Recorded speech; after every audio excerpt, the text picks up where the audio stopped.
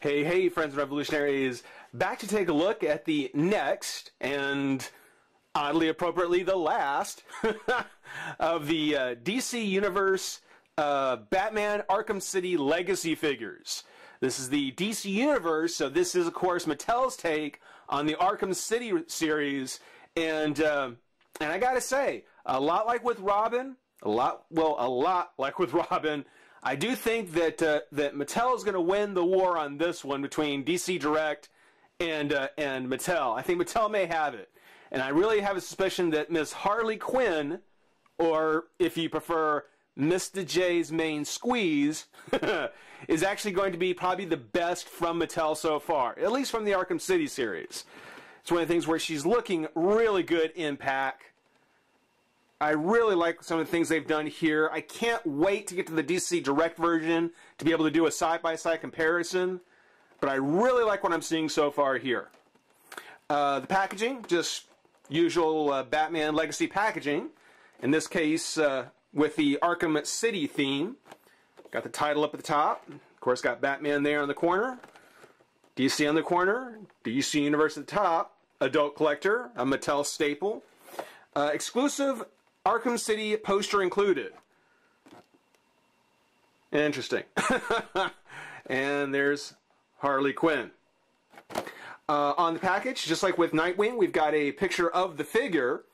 I still think they should have used a portrait from the game. I think it's a bit of a shame that they actually used the figure. Not that it's a bad figure. They just, it works for NECA. You know, when NECA does it on their packaging, it works. Mattel could take a page from the lighting and the photography if they're going to use the figure from NECA. Otherwise, they really should have just used something from the game itself. They did go ahead and actually take this picture, though, and now give us a full version of it, which I don't think Nightwing's did. I think Nightwing's was just him in one pose and then a little different on the bigger one, but I'm just rambling at this point. The other figure, of course, Nightwing, as we've been talking about. The blue-suited Batman, the Robin and Joker 2-pack, and then we've got Batman with Two-Face yet to come. So, kind of a nice, heavy Arkham City set of figures.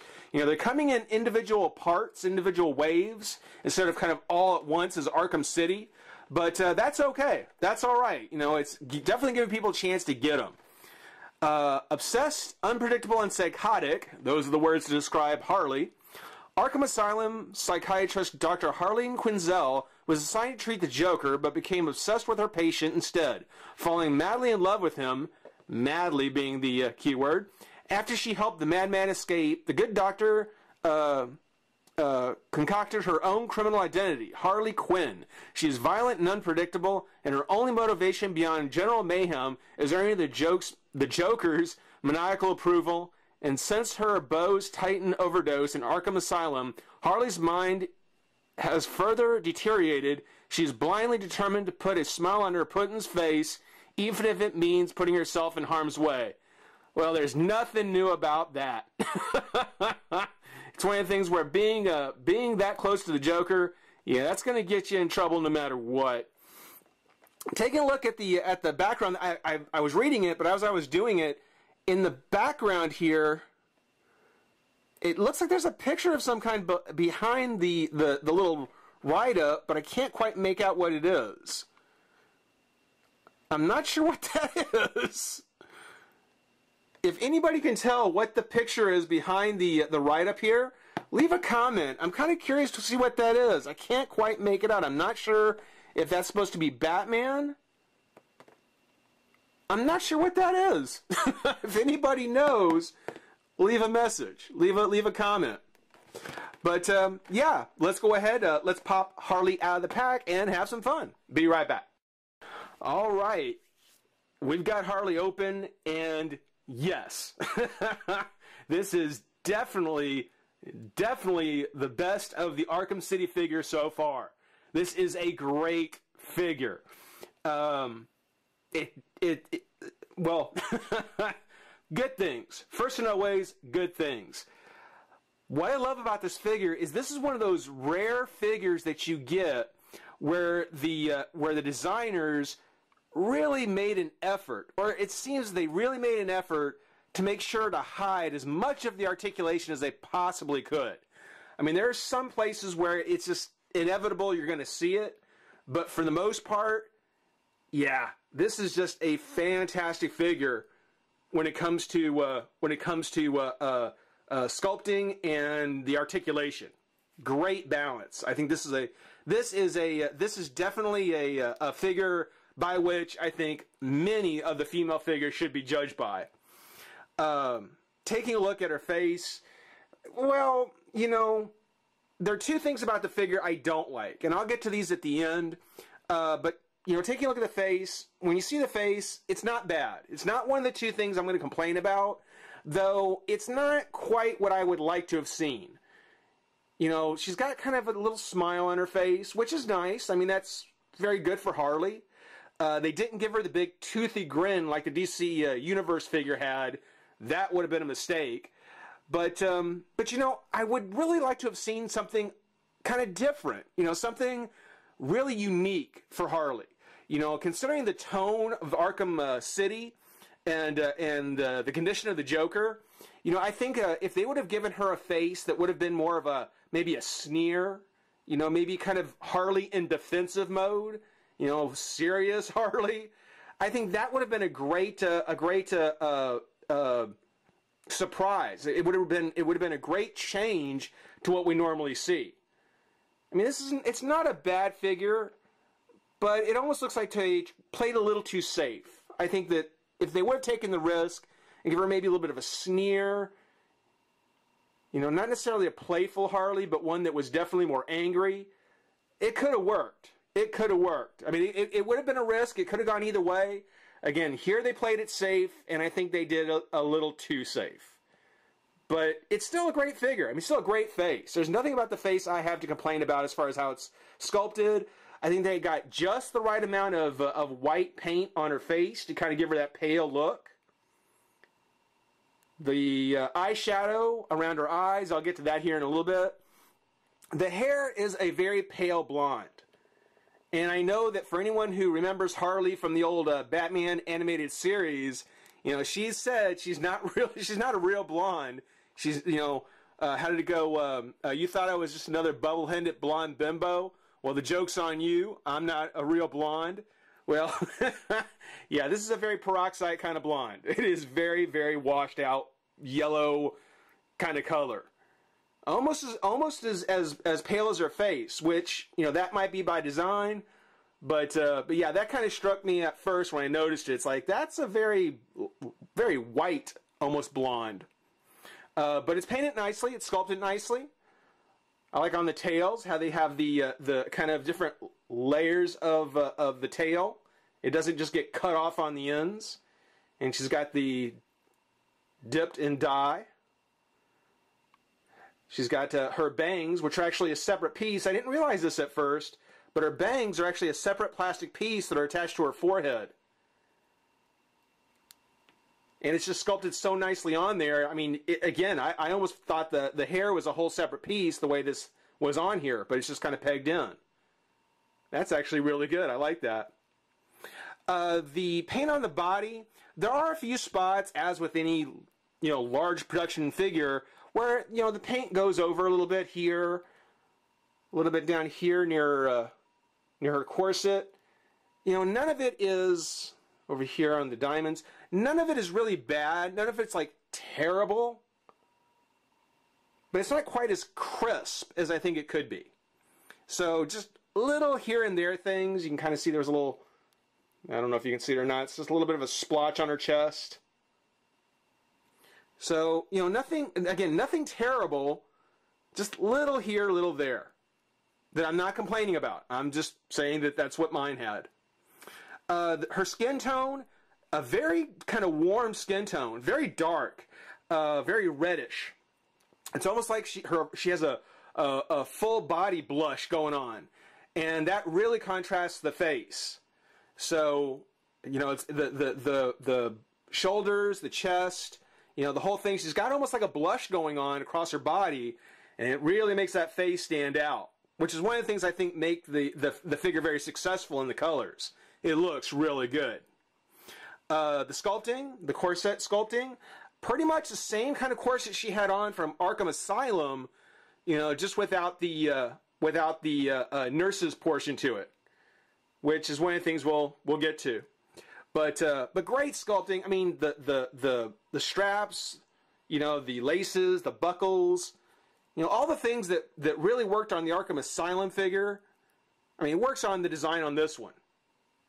I love the lines, got the extra lines and detail on there, the decoration. Her boots, she's got the thigh-high boots that have the, you know, kind of the same kind of line patterns on it. Just beautiful, beautiful sculpting. Looks just awesome. When you look at the figure, and I noticed this actually when I was getting her out, is on her thigh she has her diamond pattern, as she should. They're actually sculpted, they're actually raised. And on the side of her arm, where she has kind of a playing card tattoo on there, normally her diamonds would be there on her forearm or on her bicep. They actually sculpted on the back of her glove. And that's on both sides, red and black. So that's kind of cool. It's something where Harley still has diamonds on her legs, and maybe not on her arm, but on the gloves. Nice touch. Very nice touch. For anyone who has has watched the DC Direct Harley from Arkham Asylum, you'll know that her skirt was a little unsecure, so it wouldn't move around a bit. Here, the belt is a separate piece, but they did go ahead and peg it into her back like so. So it's one of the things where it's not really going to move anywhere. You know, we weren't going to have those, we weren't going to have any, well, we're not going to have any kind of peeping Tom stuff going on. On the articulation, the head is on a full ball joint and get full use out of the ball. That is awesome. The arms come up and out, and this is where one of the few places where you can actually see the joint. So the shoulder, yeah, I mean, you can see the joint here. You can see it on the underside here. You can't see where the peg is on the shoulder though. So when you're looking at it from this angle, yeah, there's no peg giving away the fact that this joint is here. Looking at the elbow, I mean, she's got her gloves that come up halfway up her bicep, but there's no twist at the bicep itself. Instead, they opted to go with the hinge and peg, so that the twist for the forearm is there on the elbow along with the hinge. Nice. Nice. I like that. It's one of the things where if it was on the bicep, that'd be fine. But here on the shoulder, or on the elbow, I mean, it hides that articulation just in the elbow. I mean, you're going to see the elbow joint anyway. You know, why not just go ahead and throw that in there? So very happy for that. The wrist does turn. Not bad. The waist. Now when you look at the waist, you can kind of see there's the line for the twist at the waist. There's no crunch, but a crunch would definitely have been obvious on the figure. And I don't know how well it would have worked with everything going on with her buckles and laces and everything on her corset. So a crunch at the waist was not really expected, but the twist, very nice twist, and it does line up and is hidden very, very nicely. And give me just a quick second here. Okay, just had to reset the camera there. So yeah, nice twist at the waist. The legs, now this is another place where the articulation is kind of hard to hide. You know, the legs do come up and they come out, but I don't know, it's one of those things where it feels funny. It doesn't feel solid, it feels very iffy. So chances are I'm going to pose her in a standing pose, and I won't mess with the thigh joints a whole lot, with the leg joints too much. You know, it just feels like there's something. It may be the fact that it's pressing against the belt here. That may be part of it, but I can't help getting the feeling that that on the legs it just feels iffy. The legs, now much in the same way as the elbow, she's got thigh boots that come up, to the lower part of her thigh, but the twist is not on the thigh, it is at the knee. So there's the joint on the knee, which from the back you can see, well, actually, it's actually pretty well hidden as well. Even on the red, it's pretty well hidden. On the black, it's almost impossible to see. But from the back, you can see it. You can see the peg there. But because that's going to be there anyway, again, they went ahead and opted to go with a pin to twist at there. And actually, there is a twist at the thigh. How about that? So you get... you can get a very broken Harley leg. Or at least, make it look like she has one. It's got one too many bends in it. The boots, her feet, you can kind of see the line that goes from the toe, or excuse me. Focus, focus, focus, focus. Ooh, I didn't want to focus. Okay, well, you can see here at the foot, see the line where it goes across the top of her foot, and I don't know what's wrong. Why isn't that focusing? There we go. Goes across the top of her foot and up, and then it goes up into the top of the boot here. And that's where the joint is, but the line is painted so it's just the same size or width as it is on the joint. So again, you're going to see it. There's the peg. You're going to see it, but they definitely made an effort to hide it. They wanted to make sure that when you were taking a look at Harley, you were definitely taking in the whole figure. You're really appreciating the character. You weren't going to be real distracted with the articulation, and I appreciate that. This is a great figure. This is an awesome, awesome figure. Of course, she has her tattoo on her tummy as well. Got the picture of the Joker there, and then the playing card Joker with the rose vines. Nice detail work for being so small. As far as the things about it that I don't really care for, really, out of all the Arkham City, Arkham Asylum character designs, this design for a character, for Harley, I'm not all that excited about. The leather corset, the thigh-high boots, the studded wristbands, this is not really all that new. It's certainly a new design for Harley, but really, throughout the 90s, if you played Cyberpunk or Vampire or, any of the role-playing games of the time back in the 90s, this was a very familiar sight. You always had the goth biker chick with her leather and chains and wristbands and thigh-high boot. This design, this outfit, is not something that's all that groundbreaking. It's new for Harley, yes, I will agree that, and it looks good. It's sculpted very nicely, but I think it was much more successful in Arkham Asylum when it was crossed with the nurse's outfit just because of that contrast. When it's just her in this leather outfit, it looks good. It really does, but it doesn't wow me the way some of the designs look, like for Robin. Completely no look for Robin. The Batman with the new, bodysuit. These are things that are very new. For Harley, yeah, this is, I've seen this before. Maybe not Harley, but certainly a biker chick with ponytails, pale face, leather, and chains. I've seen this. I've seen this in the role-playing games. It's not really anything that is all that new. But that goes to the design of the character from the game, and that's a personal thing. You may completely disagree. I just think that that's not. It's just I've seen it. I've seen it. I've seen it.